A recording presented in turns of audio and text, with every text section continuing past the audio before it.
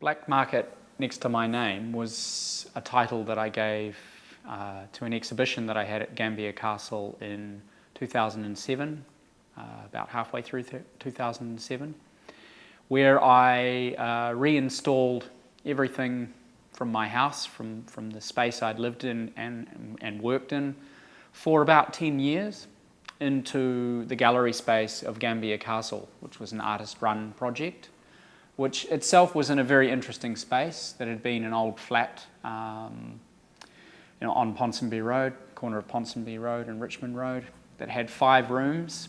So it was actually more like a living space than the space I'd lived in for the last 10 years. So I had a lot of fun transferring all the stuff that I'd kind of collected and putting it into this new space and rearranging it in these new rooms that were there. I had an idea at the time that I did that it would be a way of actually getting rid of a lot of this stuff. It was just before I was about to leave the country to relocate and go and live in Europe, and I had a big problem, like many people do when they're going to make a big move like that. I had a lot of stuff, collections, a lot of hoarding, a lot of art materials, a lot of personal effects, a lot of books and records and all those kinds of things, and I was thinking it was really time to sort of somehow put this stuff back into the world and get rid of it, like sometimes we feel the need to do in life. And so this black market idea sort of came from that, the idea of it being somehow an unofficial market where I would sell things, give things away, swap them and so on, and somehow sort of attached to me, to my name, so hence the title of the exhibition.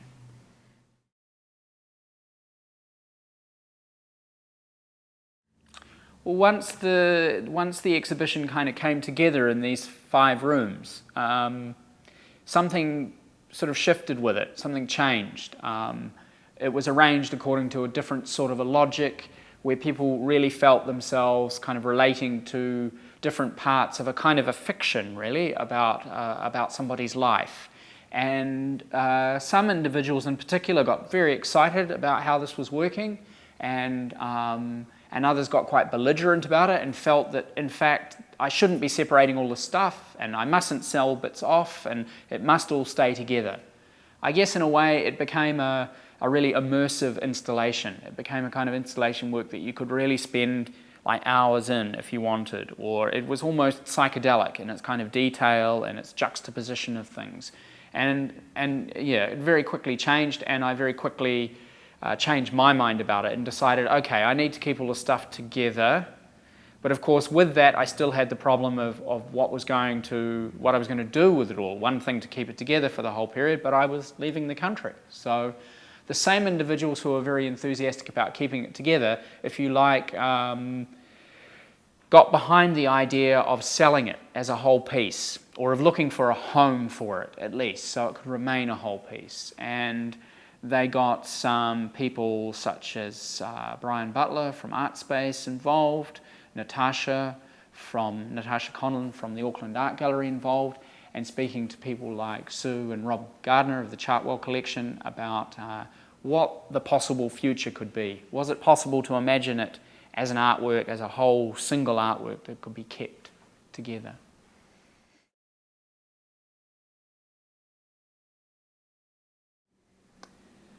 So all of these various bits and pieces that made up this whole installation came from a lot of different places in life world, if you like. Stuff that you would normally throw away. I don't know if you can see very much behind me here in all these boxes and furniture, but when I say everything from where I lived, it's a little bit misleading, because certainly there was things like furniture and clothes, even, as I say, obvious collections of things like records and books, which you would expect anybody to sort of have, especially if they've lived in one place for a long time.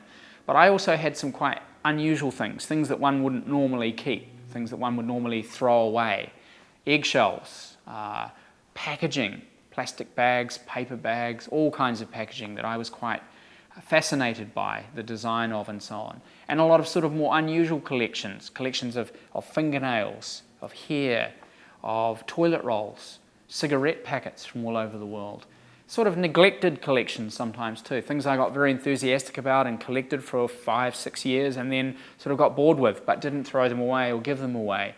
in a sense, I'd lived in this sort of space that was kind of an inspiration for me as an artist, as a studio space. I never really had a real studio. I didn't have a real sort of studio practice in the normal sense of somewhere you'd go each day and work. What I had instead was a sort of a space that I lived in, that I sort of collected the world and looked at the world kind of around me through and thought about. And then when I had opportunities to do exhibitions, it kind of grew out of this. I made some art objects. I did make some. I tried out of some of these materials. But really, of course, the amount of them that flow through your life is far in excess of what you can ever kind of create out of them. Yeah? So if I'd started collecting toilet rolls to make something, it was only a matter of weeks until I had more than I could ever, use in a creation. So in a sense, this installation was a way of vindicating all of that collecting as well, because it suddenly became like a whole kind of piece full of all of those different kinds of things. One of the aspects that I like about all of those differences is that there's no clear hierarchy. Sometimes when somebody collects something, you might think it's unusual, but you can certainly get a clear sense of the value that that thing, say stamps or coins or records or whatever, has to somebody, yeah? Porcelain chipmunks or whatever it might be. You might think, oh, they're not worth anything to me, but at least you can understand this kind of value. But when you've got someone collecting, eggshells or broken glasses, glasses that have just broken that you'd throw away. Oh no, I'll put that in my broken glasses collection, Then suddenly this hierarchy really becomes quite sort of unstable, and all this sort of materiality of the world, I think, has this, what for me was quite an interesting presence. So yeah, that was a big part of it.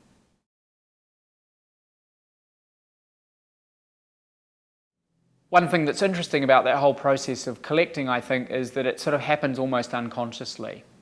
There were conscious moments of thinking, oh, I'll collect these to make this, or these are interesting, I might use them later, or I wonder how many of these things I use. What would happen if I just keep all the wine corks from all the wine that I ever drink, and then one day maybe it'll make me give up drinking, this kind of thing. But does it become an artwork through that? Well, I don't think so necessarily. It was certainly always part of an art-making process, but in simple, if you like, conceptual art terms, it became an artwork when I said it was an artwork, in the sense that, when I decided to put it into a gallery, and in that sense galleries are useful because you can take things from the everyday world, put them into that context, into that frame, and they're looked at as art. So when I did that, that's really all I did. I put it into that context. I gave it a name as an exhibition, and it was art. Whether people wanted to think that was good art or bad art, of course, that's up for argument, but it certainly was to be seen as art in that moment. Now, I think what did suddenly shift also, that was the first sudden shift. Okay, it's art. Is it good? Is it bad? Whatever, it's art. Is it all going to be together now as an artwork? Well, this was the next thing that became a big question, because initially as an artwork, it was really about just continuing this process, coming into my life, leaving my life. Now suddenly we had to think of it as this big, amorphous, multiplicitous kind of shapeless kind of artwork mess thing that we had to do something about and think about. So we had to start thinking about what the future of that might be. How could it be kept as an artwork? How could it be used as an artwork, shown as an artwork in future? Would it have to look the same? Well, pretty much impossible, really, if you see the images that are probably here on the site as well of the work. It's not possible to reconstruct something like that. It's a bit like shaking all the leaves off a tree and then saying, okay, well, we'll just glue them all back on and see what it looks like. You'd never get it the same. So in a sense, it had to be about all this material and all of these collections, but it had to be possible to represent them in many different ways. And at the time that we were thinking about this, I did a lot of writing and thinking, and I proposed many different shapes that it could take. That it could be something like it originally was, like an immersive installation that you would walk into and look at. When it was at Gambier Castle, you could pick things up and touch them, and I still think there's potential. It's very hard in a museum. Of course, we have rules about museums, and you're usually not allowed to touch the artwork.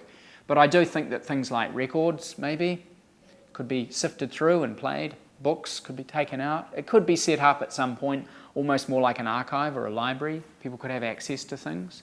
Or maybe in the days of digitization, of course, it's quite possible that all of it could be sort of accessible in this other form. You might digitally listen to something or read something or so on. So when I think about the future, strangely enough, I don't really think about consolidating it so much. I more think about it continuing to kind of grow and expand. And it's been a really fantastic opportunity to work with the gallery, to think about that, because when it goes into, the museum, because when it goes into a museum, it has to be indexed, fumigated. So in a sense, it grows and expands as kind of information. And that's one of the ways that I see its future, or a few of the ways I see its future. I suppose it could also be presented in a kind of a process of just simply a storage kind of installation, where you have a sense of the mass of it without really being able to touch it. Even just seeing it here today sort of spread out like this, I think is kind of interesting. If you know what it is, then having a sense of the mass of stuff that we accumulate in our lives, I think, is still quite interesting.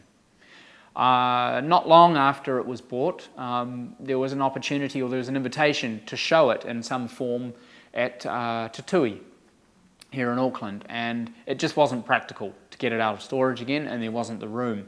But what I did do is I wrote a list of all of the items that I could remember was in it from memory. And I consider that also to have been a version, if you like, of that work on the gallery wall. Just took up the whole wall, just this long kind of list, listing all of these different objects. So I think there's many possibilities for it.